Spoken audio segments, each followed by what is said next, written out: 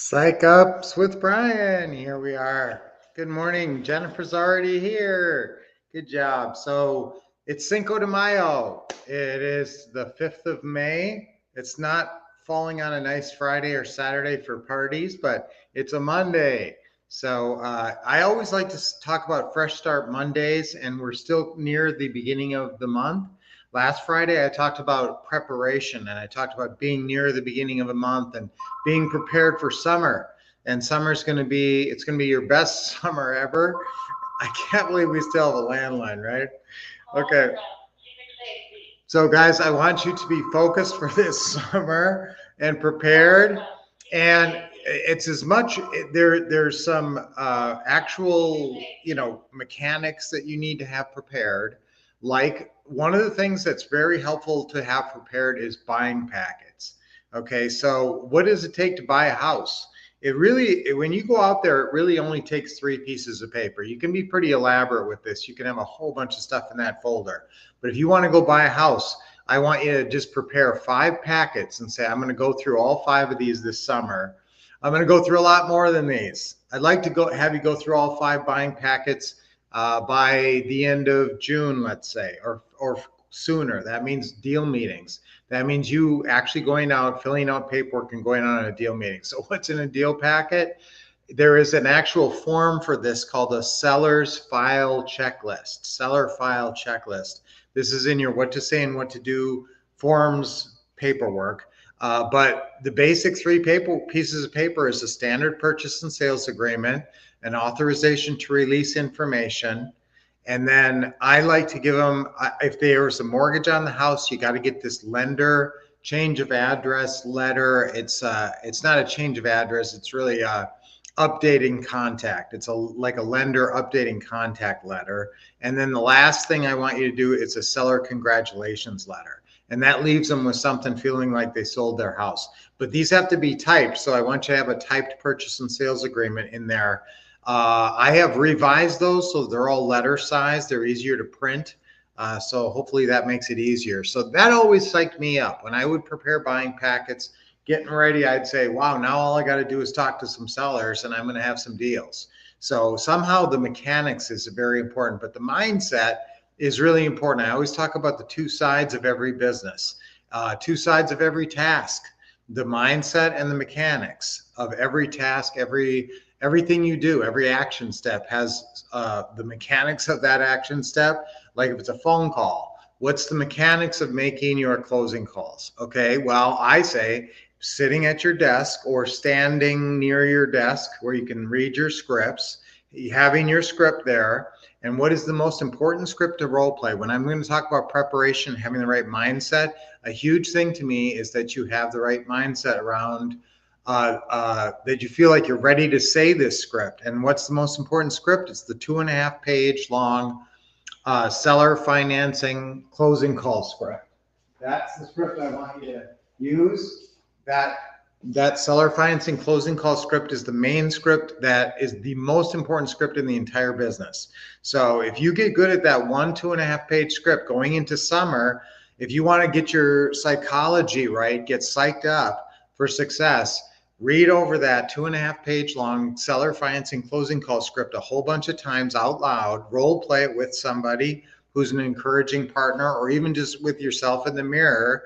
And you're going to realize, wow, that's really the whole business, isn't it? Yeah, that's pretty much everything you need to explain to the seller.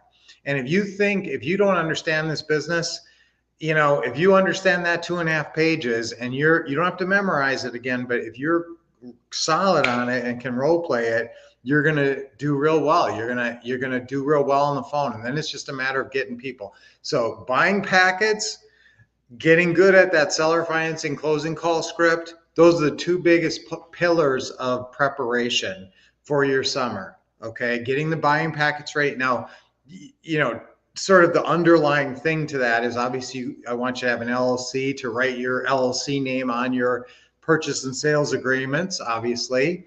And, there's some other factors, some other preparation stages, but really those are the 2 big things. If you've got your buying packets ready and you understand how to fill them out, and then you have you're solid on the phone calls and you feel like, okay, yes, I can talk to somebody, explain this and close the deal and make an appointment. That's really the whole core of this. So that's what I want you to focus on, making sure that you get figured out. Okay. Good morning. Happy Cinco de Mayo. Yes, I wish I had a Mexican flag or something. I don't.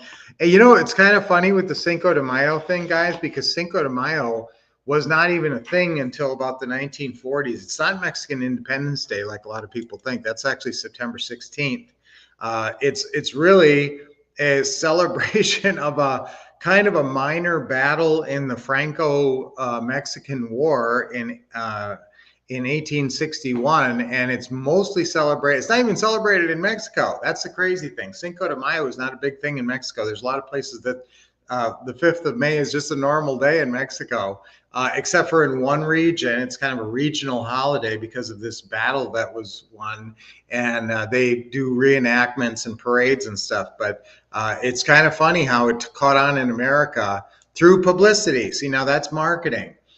Some people say that it was kind of tied to some Mexican alcoholic like tequilas and stuff that started kicking this up, but there was some other things. Chicano people got very involved in the 60s. So there's some reasons why it kicked up, but Cinco de Mayo, it's a big reason to celebrate. And guys, what better thing is to have good reasons to celebrate, right? Charles E., good morning, everybody. Happy Monday. Susan, good morning. I don't see you here always, or you don't comment, so it's lovely to see you commenting. Best summer ever coming up. Yes, serene night skyline. Jennifer, yeah, I always talk about 5 buying packets, having those prepped and ready to go, and it's a psychological thing as much as it is. Yes, it's a practical thing. I mean, if you make a phone call to a seller and you got an appointment in an hour, and then you got to scurry around and make sure that you have all the right docs, then it's challenging. But if they're sitting there just waiting for you, you've got confidence to set that appointment. So practically it works, and psychologically it works as well. So having those buying packets ready. Purchase and sales agreement, authorization to release information. Yeah, the Zillow, I usually have the Zillow listing in there printed. And at the deal meeting, you're going to ask them to release the listing. Morning, Isabel. Haven't seen you in a little bit. Tony, you record your calls, put the transcript of your calls on ChatGPT. Hey, that's interesting. Tony's always coming up with great ideas and good ideas, guys, to share with the group. So I would pay attention to Tony. He always has nice, good, interesting thoughts. So again, he's recording his calls, putting the transcript on ChatGPT and asking for a grade. Okay, that's a good idea. Tony, what kind of advice is it giving you? Is it saying build more rapport? See, I don't know how much this brain knows what the heck we're doing. See, it's what is the criteria it's judging on? That's the key. If ChatGPT read, I don't want you to do this, but if it read all my scripts and then wrote a script for you based on some explanation, but it had all of my scripts as the basis of those, then it would probably be really smart. Okay, that was probably a dumb thing to say. Okay, include in the packet. Yes, those things, right. Yeah, and don't forget that seller congratulations letter, guys. That's not something you have to do, but that's important for a stick campaign. Because remember, when you walk out the door, other than some pictures of this purchase and sales agreement on their phone, they don't have any proof they actually just sold their house.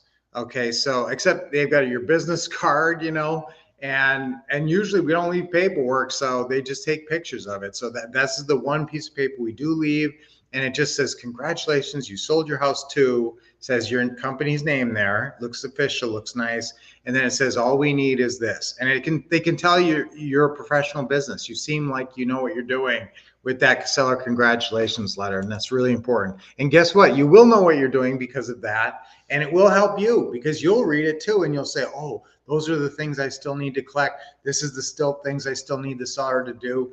I mean, it's really a good letter, guys. Make sure you understand that letter.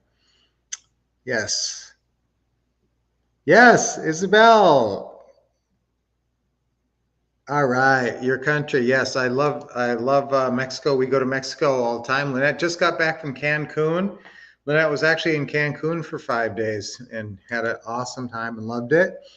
Okay, have a great week. Seller financing, closing call, buying packets. Yes, the 2 pillars. Nick, good morning, sir. What a good picture you have of yourself. You look so professional. And judges whether you hit all your points, how you kept control of the call. Also, that's great. Wow, that's great. That's awesome, Tony. So guys, that's another good suggestion from Tony, having ChatGPT rank your transcripts of your calls. See how you're doing. All right, guys, so another great day. Let's have a great month of May. And, this is really the foundational month. I really want you to, but you could easily close a deal here or 2 in May and then have the best summer of your life. That's the goal. All right, so I just did that one. I prepare for success. Get ready to rock and roll. Because what kind of affirmations do you like? I hope you're always thinking of affirmations for yourself. Because if you're trying to search for positive affirmations in your life, that shows me you're trying to focus on the positive. You're focusing on the positive in life. So let's focus on positive here, guys. Let's say yes, good idea, Tony. Let's say let's have a great summer. No, focus on success. Okay, focus on success. I focus on success. That's it. I focus on success. Okay, ready? On 3. 1, 2, 3. I focus on success. I focus on success. I focus on success. Yes. Napoleon Hill has a really good saying. He says, don't focus on what you don't want. Focus on what you want. Because whatever you focus on, you draw it towards you through the law of attraction. We all know from the book The Secret, and Napoleon Hill talks about it a lot too. The law of attraction, what you're focusing on is what you're going to manifest in your life. So let's keep it super positive. Let's expect the greatest summer of your life. Remember, expect success is my motto, and Lynette's is take action. The only thing in the middle is knowing what you're doing, getting some training. And so hopefully you guys have the what to say and what to do system, because that's really the core. It's got all your scripts and steps and tips and tools for success. Even has a real estate investing dictionary if you don't know something. So make sure you're accessing that and using all the tools in your toolkit. All right, guys, so I will see you on Friday. Have an awesome week. Until I see you Friday, what are you going to do?